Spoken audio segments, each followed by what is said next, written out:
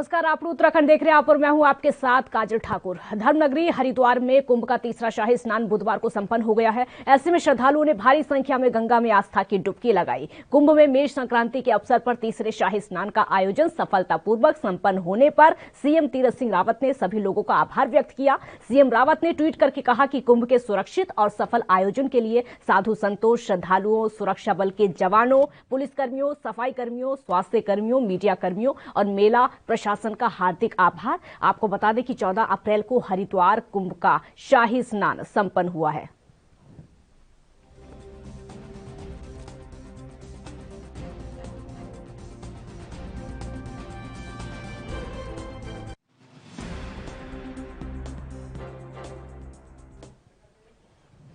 One अधिकारियों और one कर्मियों के साथ ही अग्निशमन कर्मियों के साथ ये राहत की खबर है। आपको बता दें कि रक्षा अनुसंधान एवं विकास संगठन के वैज्ञानिकों ने एक विशेष प्रकार का फायर जेल तैयार किया है और उसके जरिए न सिर्फ आग की घटनाओं पर तत्काल काबू पाया जा सकता है, साथ ही साथ वनाग्नि की घटनाओं को भी रोका जा सकता है। आपको बता दें कि डीआरडीओ नई दिल्ली के वैज्ञानिकों की टीम ने देहरादून में वन विभाग और अग्निशमन विभाग के अधिकारियों के साथ में जंगल में कृत्रिम आग लगाकर फायर जेल का ट्रायल भी किया है। तो वन विभाग के अधिकारियों की माने तो डीआरडीओ के वैज्ञानिकों का जो ट्रायल है काफी हद तक सफल रहा है। भारतीय वन सर्वेक्षण के आंकड़ों पर नजर डालें तो देश के तमाम राज्यों में 22,622 हेक्टेयर जंगल अत्यंत वनाग्नि की पूरी तरीके से चपेट में आए हुए हैं। 42,495 हेक्टेयर जंगल बहुत ज्यादा अग्नि प्रवण श्रेणी में, जबकि 75,792 हेक्टेयर जंगल अति अग्नि प्रवण श्रेणी में शामिल हैं।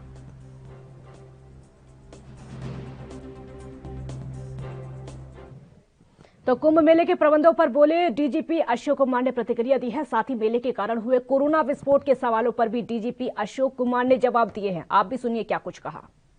इसकी दृष्टि से अगर हम माने तो हमारे लिए सबसे बड़ी चुनौती जो थी वो पीक डे कहलाती है, जो 14 अप्रैल थी। और इस बार हम उसको 12, 13, 14 इसलिए गिन रहे थे कि 12 अप्रैल को ही कुंभ का दूसरा सबसे बड़ा स्नान था, सोमवती अमावस्या, और शाही स्नान भी था। और पहला शाही स्नान था 11 मार्च को, जो महाशिवरात्रि पे था। यद्यपि इन्होंने तब तक नोटिफिकेशन जारी नहीं हुआ था। इसके बावजूद हम लोग अपनी, क्योंकि हम तो भीड़ और उसकी दृष्टि से देखते हैं शाही स्नान में, क्योंकि उसके कई इश्यूज होते हैं, तो हमारी पहली चुनौती 11 मार्च थी, जिसको हमने रिहर्सल के रूप में लिया। यद्यपि उसमें खूब भीड़ आई और आगे के समय कोरोना की वजह से भीड़ घटती गई। तो हमारी दृष्टि से जो कुंभ है उसका प्रमुख अंश खत्म हो चुका है। अभी एक शाही स्नान इन्होंने डिक्लेयर जरूर किया हुआ है 27 अप्रैल को, किंतु उसमें सभी अखाड़े नहीं नहाते हैं। तो और वैसे भी हरिद्वार की जो इतिहास है हरिद्वार का, उसके अनुसार भी वो बड़ा दिन नहीं है चैत्र पूर्णिमा। तो सबसे बड़े दिन यही थे, महाशिवरात्रि, सोमवती अमावस्या और मेष संक्रांति, वैशाखी और मेष संक्रांति। तो ये हमारे सब संपन्न हो गए। इसलिए हमने पहले से ही जो आदेश किए हुए थे पूर्व योजना के अनुरूप ही लगभग आधा फोर्स जो हमने वापस कर लिया है और बाकी फोर्स को भी फेजेज में कम कर देंगे। देखिए, अगर हम जो पूरी फोर्स की बात करें, अगर होमगार्ड पीआरडी को मिला लें तो लगभग 15,000 था, ठीक है, और बाकी स्वयं सेवकों को मिला लें तो 20,000, तो हम उसको मिला लें तो 15,000 था। जैसे मैंने कहा, लगभग 50% विड्रॉ हो रहा है। अगर हम फोर्स की उसकी बात करें, सारा फोर्स हमारा वैक्सीनेटेड था और हमने जो है टेस्टिंग भी बड़ी संख्या में कराई है और उसमें भी हमारा फोर्स का पॉजिटिविटी बहुत ही कम आया है। 10,000 में से लगभग 33, तो बहुत ही कम है। क्या पता वैक्सीनेशन का असर है, क्योंकि हमारे सभी लोग डबली वैक्सीनेटेड थे। तो कुल मिलाकर के हमारी फोर्स सुरक्षित है। बिल्कुल, हमने हर स्नान के बाद उनको प्रॉपरली वो किया है। थोड़ा भी सिम्टम होने के बाद हमें टेस्ट कराए हैं। पहले तो 100% के कराए थे, ठीक है। जब फोर्स आई थी तो जैसा मैंने कहा कि पूरी तरह से हम इसके प्रति सतर्क हैं। कोई भी माइनर सिम्टम भी है तो isolation immediate, testing immediate. Sir, एक लास्ट क्वेश्चन, कि कोरोना के कारण कुंभ की स्ट्रेटेजी कई बार बदली सरकार के लेवल पर, शासन के लेवल पर, तो इसको देखते हुए कैसे मैनेज हुआ सब चीजें? देखिए, पुलिस के लिए कुंभ जो है हमेशा एक बड़ी चुनौती है। अर्थ कुंभ को मैं चुनौती नहीं मानता हरिद्वार में। पूर्ण कुंभ एक बहुत बड़ी चुनौती, क्योंकि अर्थ कुंभ में अखाड़े नहीं आते हैं। तो पूर्ण कुंभ में भीड़ का प्रबंधन हो, ट्रैफिक हो, पार्किंग हो, फिर अखाड़ों के शाही स्नान हो, ये सब चुनौतीपूर्ण रहते हैं। और इस सब के ऊपर इस बार कोरोना की चुनौती थी। तो कोरोना की वजह से जो बहुत सारे डिसीजन चेंज होते रहे, और उसमें क्योंकि कोरोना की स्थिति बदलती रही, और फिर उसमें एक फेज ऐसा आया कि नोटिफिकेशन भी लेट हुआ, विलम्ब से हुआ, लगभग 3 महीना। नहीं तो 1 जनवरी को नोटिफिकेशन होता था। शुरू में तैयारियों में भी, क्योंकि लॉकडाउन लग गया था, तो उस दौरान तैयारियां भी अफेक्टेड हुई। फिर अनलॉकडाउन के बाद शुरू हुआ। तो उस सब को देखते हुए पुलिस ने एक काम हमने हमेशा अपने मन में रखा हुआ था कि यद्यपि हम तैयारी लगभग 50% कुंभ के हिसाब से कर रहे थे, 50% क्राउड के हिसाब से, पर एक इमरजेंसी के लिए हमने फुल क्राउड के लिए भी अपनी योजना रखी हुई थी। तो पुलिस को कभी मुझे बड़ा सेटबैक नहीं लगा किसी भी उससे। हम क्योंकि हर इवेंचुअलिटी के लिए तैयार थे, बहुत कम से लेकर के और मैक्सिमम तक हमारी पूरी की पूरी तैयारी थी, पूरी योजना। उत्तराखंड में कोरोना जमकर पैर पसार रहा है और आए दिन कोरोना संक्रमितों के आंकड़ों में लगातार इजाफा होता चला जा रहा है। वहीं कुंभ में आयोजन में श्रद्धालुओं के भारी संख्या में आने से कोरोना संक्रमण का खतरा और भी ज्यादा बढ़ गया है। वहीं अखिल भारतीय निर्वाणी अड़ी के 65 वर्षीय महामंडलेश्वर की कोरोना संक्रमण की चपेट में आने से मौत हो गई है। महामंडलेश्वर की मौत से हड़कंप मच गया है। आपको बता दें कि महामंडलेश्वर चित्रकूट के रहने वाले थे और हरिद्वार कुंभ में आए थे। उनकी कोविड रिपोर्ट पॉजिटिव आई थी। गुरुवार को देहरादून के एक निजी अस्पताल में इलाज के दौरान उनका निधन हो गया। आपको बता दें कि 12 अप्रैल को सांस में तकलीफ और बुखार की शिकायत के चलते महामंडलेश्वर को देहरादून के निजी अस्पताल में भर्ती कराया गया था, जहां पर महामंडलेश्वर की मौत से बैरागी संतों की छावनी में हड़कंप मच गया है।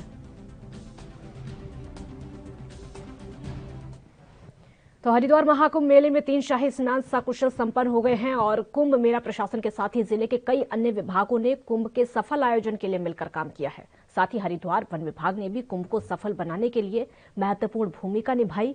वन विभाग ने मेला शुरू होने से 1 महीने पहले ही व्यापक स्तर पर तैयारियां शुरू कर दी थी। हरिद्वार के डीएफओ नीरज कुमार ने प्रेस कॉन्फ्रेंस करके बताया कि कुंभ मेले की शुरुआत होते ही कुंभ क्षेत्र की जंगली हाथी घुस जाने की वजह से वहां पर जितनी भी घटनाएं अब तक होती थी वो कड़ी चुनौती थी। दोनों घटनाओं के बाद संसाधनों के साथ ही वनकर्मियों की संख्या बढ़ाकर रात को जंगल गश्त में तेजी लाई गई। कुंभ मेला क्षेत्र के स्थित साधु संतों की छावनी के आसपास सोलर फेंसिंग, सुरक्षा दीवार, सुरक्षा खाई, 8 चौकियां, 5 वाच टावर और उसके साथ साथ 40 टीमें लगाई गई हैं। दिन और रात को इन टीमों ने जंगल में घुसकर सघन गश्त की है और इसी का नतीजा है कि उन 2 घटनाओं के बाद जंगली जानवरों के आने की एक भी घटना नहीं हो पाई है। देखिए, कुंभ मेरे ख्याल से हमारे देश ही नहीं विश्व का भी सबसे बड़ा एक धार्मिक आयोजन है और इस बार हरिद्वार में बहुत ही अच्छी तरह से संपन्न हुआ। हमारे 3 शाही स्नान संपन्न हो गए और हरिद्वार का आप जानते हैं कि बहुत ही जंगल से चारों ओर से घिरा हुआ क्षेत्र है, जिसमें कि वन्य जीव जो थे हमेशा आबादी और कृषि क्षेत्र में इनकी दखलंदाजी रहती थी। विशेषकर जंगली हाथी प्रमुख हैं और साथ में गुलदार वगैरह भी। तो हमने लगभग 1 वर्ष पूर्व से इस सारी समस्या को देखते हुए, अध्ययन करते हुए कुंभ क्षेत्र में किसी भी तरह से किसी भी श्रद्धालु को वन्य जीवों से कोई क्षति न हो और साथ में हमारे वन्यजीव भी सुरक्षित रहें, इन दोनों को ध्यान में रखते हुए रणनीति तैयार की और सरकार को अपने एक परियोजना प्रस्तुत की थी, जिसपे कि हमें धनराशि मिली और उस धनराशि से हम लोगों ने सर्वप्रथम पहले चरण में कुछ प्रिवेंटिव वर्क्स यानी निरोधात्मक उपाय किए, जिससे कि वन्यजीव उन क्षेत्रों में, कुंभ क्षेत्रों में और इसके समीपस्थ जहाँ पे ट्रांसपोर्ट यानी आवागमन बहुत ज़्यादा था श्रद्धालुओं का, वहाँ पे प्रवेश न कर सकें। तो इसमें हमने सोलर फेंसिंग किया था काफ़ी बड़े कुंभ क्षेत्र में, काफ़ी बड़े क्षेत्र में। इसके साथ ही हमने दीवारें बनाई थी और तार के जाल बनाए थे, गैडियन संरचना, और जो हमारे कैंपिंग साइट्स थे जहाँ पे कि हमारे साधु संतों के और लोगों के जो कैंप्स थे पुलिस वालों के, वहाँ पर हमने कुछ सुरक्षा खाइयाँ खोदी थी। हरिद्वार में महाकुंभ का तीसरा शाही स्नान पूरा हो गया है और शाही स्नान के पूरा होने के साथ ही श्रद्धालुओं की भीड़ भी कम होती जा रही है। हालांकि कोरोना महामारी के चलते इस बार महाकुंभ में श्रद्धालु ज्यादा संख्या में नहीं पहुंच पाए हैं, लेकिन पुलिस प्रशासन अपनी व्यवस्थाओं के साथ पूरी तरीके से चाक चौबंद था। कुंभ और कोरोना महामारी को लेकर प्रशासन ने हरिद्वार की सीमा पर भी कुछ खासा इंतजाम किए हुए हैं। कोविड नेगेटिव रिपोर्ट के बिना श्रद्धालुओं के हरिद्वार में प्रवेश पर प्रतिबंध लगा दिया गया है और वहीं महाकुंभ में पहुंचे श्रद्धालुओं ने गंगा मां आस्था की डुबकी लगाकर महाकुंभ का आनंद लिया।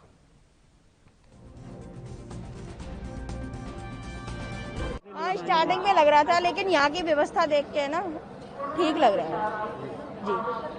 और बहुत सारे लोग, क्योंकि आप भी जानते हैं कि जैसे पहले जितनी भीड़ होती थी उतनी इस कुंभ में नहीं आई। जी जी जी। लेकिन कुछ लोग जो आप जैसे हैं वो फिर भी पहुंचे। तो क्या चीज है जो इधर आपको लेकर के आई इस खतरे के बावजूद? एक श्रद्धा ही होती है, इंसान को एक खींच के लेके आ गई जी। श्रद्धा की वजह जी, श्रद्धा की वजह से। और आप लोग क्या टेस्ट करा करके आए थे यहाँ जी, पर? टेस्ट करा के अपने उधर ही से गाजियाबाद से ही आए हैं और सारे प्रोटोकॉल्स को फॉलो कर रहे हैं? जी, सारे चीज को फॉलो भी कर रहे हैं। थोड़ा बहुत तो दिमाग में चल ही रहा है सारा सिस्टम। बाकी यहाँ आने की बात है, यहाँ अपनी धर्मशाला है तकरीबन 27 साल से और आना जाना लगा रहता है। तो कुंभ के लिए श्रद्धा थी, इसलिए हम दोनों भाई दिल्ली से आए हैं। और रही बात खतरे की, तो अपनी प्रोटेक्शन कर ही रहे हैं और एक किस्म से अपने घर में ही रह रहे हैं। बाहर कहीं मिलना जुलना किसी से है नहीं। जैसे अपने घर में रहते हैं सेफ साइड में, वैसे ही यहाँ पे रहते हैं। और सर, जो आप क्योंकि यहाँ पहुँचे, पता भी है कि खतरा था, लेकिन क्या सोच थी जो आपको यहाँ लेकर के आई? 12 साल में कुंभ आता है। भाई 12 साल में कुंभ आया, अब दोबारा 12 साल किसने देखे भाई? डर तो बिल्कुल बना रहता है, लेकिन अपना सावधानी रखेंगे तो कोई दिक्कत नहीं है। प्रिकॉशन पूरा यूज कीजिए, सोशल डिस्टेंसिंग, मास्क वगैरह तो रखिए, कोई दिक्कत नहीं है। बाकी यहाँ पे प्रबंध अच्छा कर रखा है गवर्नमेंट ने, और कोई दिक्कत नहीं। और क्या सोच करके आप आए? क्योंकि हम देखते कि आम लोग जो हैं पिछले सालों की तुलना में बहुत कम लोग आए हैं, लेकिन फिर भी बहुत सारे लोग आए हैं। तो क्या सोच करके इतने बड़े संकट के बावजूद आप पहुँचे? ये देखिए, हमारे भारतीय समाज में एक प्रथा बनी हुई है जिसके तहत मतलब कि हर कोई श्रद्धा से जुड़ा हुआ है, और इसी श्रद्धा के कारण यहाँ पे सब कुंभ स्नान करने के लिए आ रहे हैं। जिनमें है मान रहे हैं, जो आ रहे हैं अभी सोशल डिस्टेंसिंग मेंटेन कर रहे हैं, ऐसा कुछ नहीं। और सब एक आस्था के बिहाव पे सब यात्रा। केंद्रीय खेल राज्य मंत्री किरेन रिजिजू गुरुवार को उत्तराखंड के उत्तरकाशी जिले स्थित नेलांग वैली पहुंचे। यहां पर अग्नि चौकी तैनात आईटीबीपी के जवानों से उन्होंने मुलाकात भी की। तो आपको बता दें कि रिजिजू ने आईटीबीपी के महानिदेशक एसएस देसवाल के साथ अग्रिम पोस्टों पर तैनात हिमवीरों से मुलाकात की। अग्रिम पोस्ट पर रात्रि विश्राम के बाद केंद्रीय खेल राज्य मंत्री किरेन रिजिजू शुक्रवार को वापस लौटेंगे। और आपको ये भी बता दें कि केंद्रीय राज्य खेल मंत्री अपने 2 दिवसीय दौरे पर उत्तराखंड पहुंचे। वहीं अपने उत्तराखंड के दौरे के दौरान खेल मंत्री को टिहरी में आईटीबीपी के नए वाटर स्पोर्ट्स और एडवेंचर इंस्टीट्यूट का उद्घाटन भी करेंगे।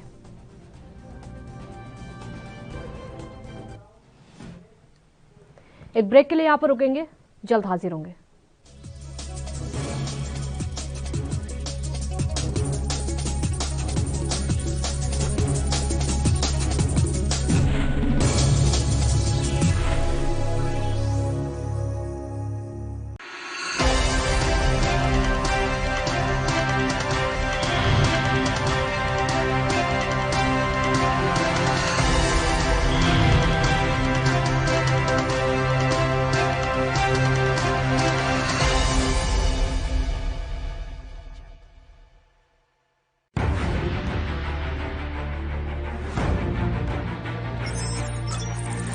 खबर चाहे सियासत की हो या सरकार की, खबर चाहे भ्रष्टाचार की हो या गुनहगार की, दिन भर में क्या रहा देश जगत का हाल, किस मुद्दे ने बनाई किसकी सरकार, रखते हैं हम सब पर नजर, पहुंचाते हैं हम हर खबर। हम हैं ANB न्यूज।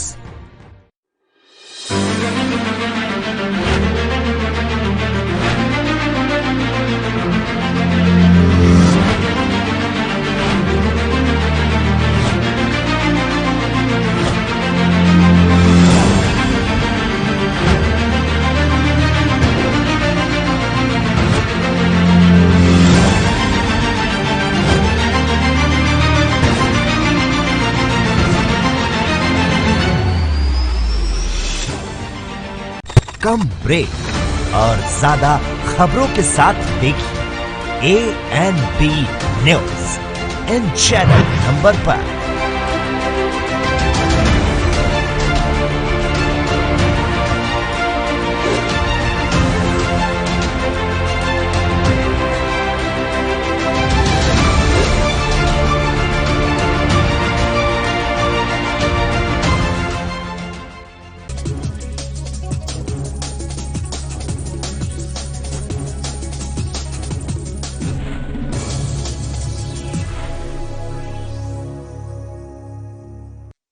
ब्रेक के बाद एक बार फिर स्वागत है आपका। तो उत्तराखंड की राजधानी दून में शुक्रवार से कोविड-19 के नियम सख्ती से लागू होंगे। अब तक प्रशासन और पुलिस के हरिद्वार कुंभ में व्यस्त होने के कारण जिले में कोविड सुरक्षा की व्यवस्था बनाने में परेशानी हो रही थी, लेकिन अब मुख्य शाही स्नान के बाद अधिकारियों और पुलिस का लौटना शुरू हो गया है। जिलाधिकारी डॉक्टर आशीष कुमार श्रीवास्तव ने बताया कि जिले में कोरोना के मामले लगातार बढ़ते जा रहे हैं। बाजारों और सार्वजनिक स्थलों पर लगातार भीड़ बढ़ती जा रही है। ज्यादातर लोग कोरोना सुरक्षा नियमों का पालन भी नहीं कर रहे हैं। यहां तक कि मास्क पहनने और दूरी बनाए रखने में भी लगातार लापरवाही बढ़ती जा रही है। इसके कारण अन्य लोगों को भी खतरा बढ़ सकता है। और आपको बता दें कि नाइट कर्फ्यू में भी सख्ती नहीं बढ़ती जा रही है, लेकिन शुक्रवार से इसमें सख्ती बढ़ती जा रही है। और आपको ये बता दें कि इस दौरान सिटी मजिस्ट्रेट समेत कई अन्य मजिस्ट्रेट, पुलिस अधिकारी और जवान कुंभ ड्यूटी में व्यस्त रहे। अब नियमों का उल्लंघन करने वालों के खिलाफ चालान और मुकदमा दर्ज करने की कार्रवाई की जाएगी।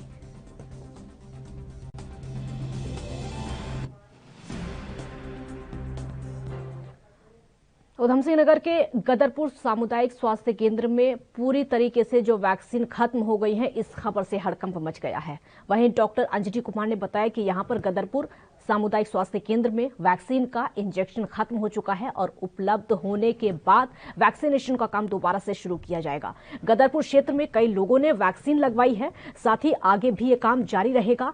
वैक्सीन के 15 अप्रैल की शाम तक पहुंचने की उम्मीद है और 16 अप्रैल से हम लोग टीकाकरण दोबारा शुरू कर देंगे।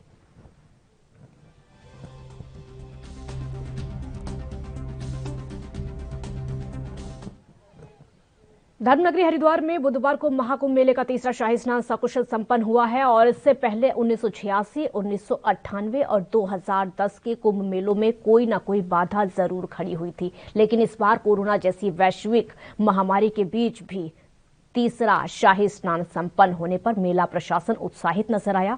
सफल आयोजन का दावा करने वाले मेलाधिकारी दीपक रावत और आईजी कुंभ संजय गुंजियाल ने एक दूसरे को बधाई दी। अधिकारियों का दावा है कि तीसरे शाही स्नान पर हरिद्वार में लगभग 13.5 लाख श्रद्धालुओं ने गंगा स्नान किया। और उन्होंने ये भी बताया कि कोरोना काल में कुंभ मेले का सफल आयोजन कराना उनके लिए बड़ी चुनौती थी, लेकिन तीनों शाही स्नानों का सकुशल संपन्न होना बड़ी उपलब्धि है। और इसके साथ ही उन्होंने ये भी कहा कि सरकार द्वारा जारी की गई एसओपी और हाईकोर्ट के आदेश के अनुसार 27 अप्रैल को कुंभ मेले का अंतिम स्नान भी ऐसे ही पूरी तरीके से सफलतापूर्वक संपन्न होगा।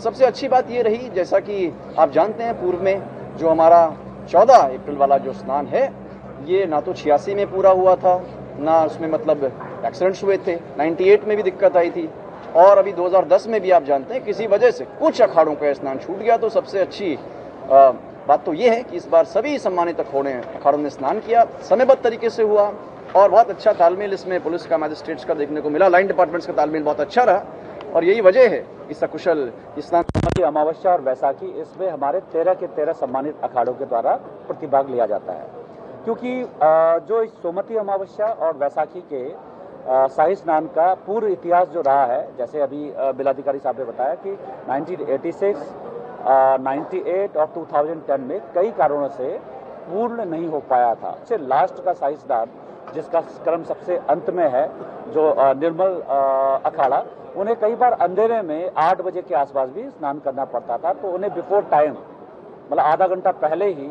हम लोगों ने सकुशल संपन्न करा करके उन्हें अपने छावनी में वापस भेजने में। उत्तराखंड में वनाग्नि की घटनाओं में लगातार बढ़ोतरी होती जा रही है। जहां एक तरफ जंगलों की आग से वन संपदा को भारी नुकसान झेलना पड़ रहा है, तो वहीं दूसरी ओर वन्य जीव और लोगों को भी परेशानियों का सामना करना पड़ रहा है।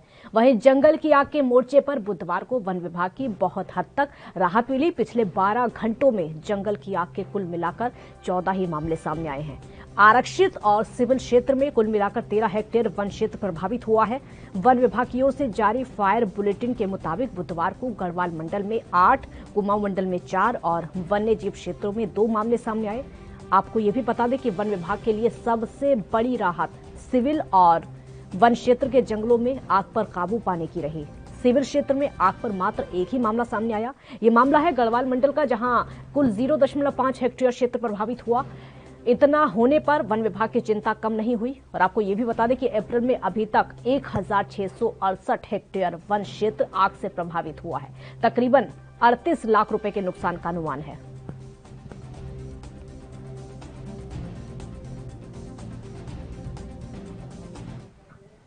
शिक्षण संस्थान आईआईटी रुड़की में कोरोना संक्रमण की वजह से हुई छात्र की मौत के कारण कोरोना संक्रमण से ग्रस्त लोगों की सरकार की तरफ से कराई जा रही प्राथमिक जांच पर सवालिया निशान लग रहे हैं।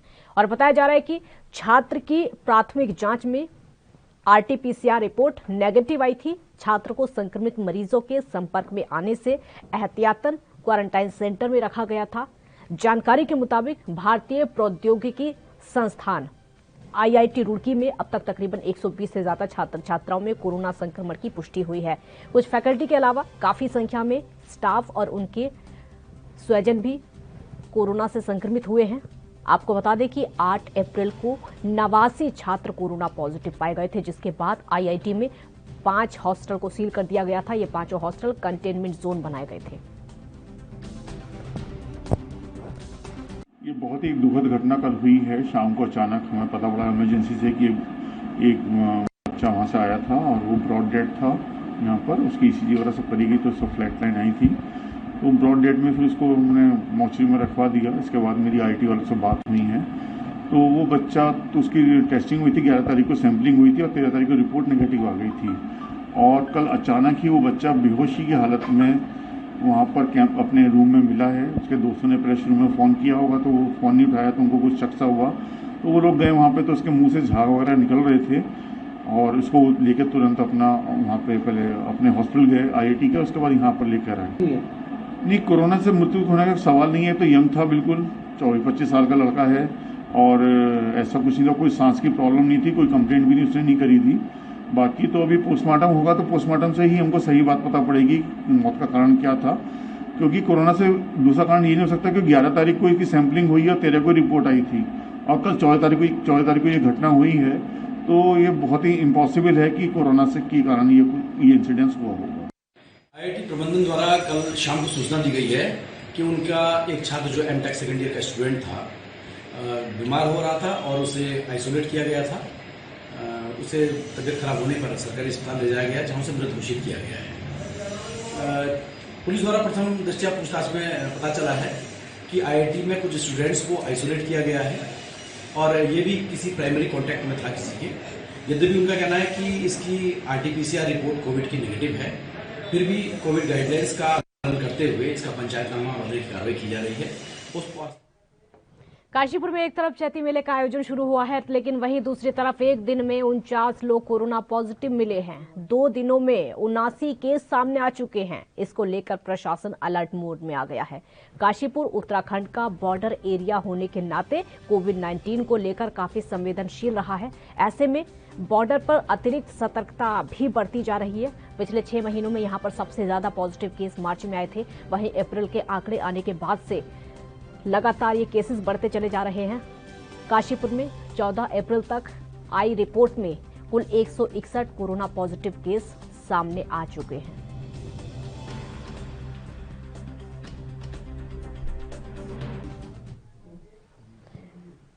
उत्तराखंड में संसद उपचुनाव को लेकर सियासत लगातार गर्माती जा रही है। जैसे जैसे मतदान की तारीख नजदीक आ रही है, वैसे वैसे आरोप प्रत्यारोप लगातार बढ़ते चले जा रहे हैं। वहीं बीजेपी के प्रदेश प्रवक्ता सुरेश जोशी ने कांग्रेस पर जमकर निशाना साधते हुए कहा कि हताश और निराश इस पार्टी की हालत खिसियानी बिल्ली खंबा नोचने वाली हो गई है। उन्होंने संसद उपचुनाव के हवाला देते हुए कहा कि बीजेपी प्रत्याशी महेश जीना के नामांकन को लेकर कांग्रेस के आरोपों को सिरे से खारिज करते हुए कहा कि ये सभी जानते हैं कि कंपनी नियमों के तहत ही हिस्सेदारी का निर्धारण होता है। जीना की जिस फर्म में हिस्सेदारी है उसमें जितना लाभ होगा उतना फीसद ही वो शपथ पत्र में उल्लेखित करेंगे। जोशी ने यह भी कहा कि अगर किसी को कोई आपत्ति थी तो जब जीना ने पर्चा दाखिल किया तभी आपत्ति दर्ज करानी चाहिए थी। साथ ही उन्होंने दावा किया कि सल्ट में बीजेपी बड़े अंतर से जीत हासिल करने जा रही है।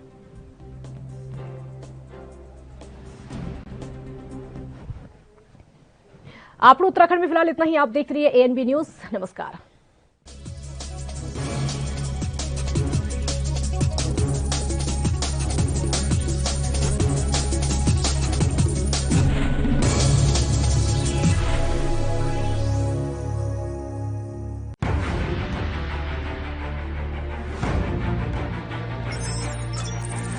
खबर चाहे सियासत की हो या सरकार की,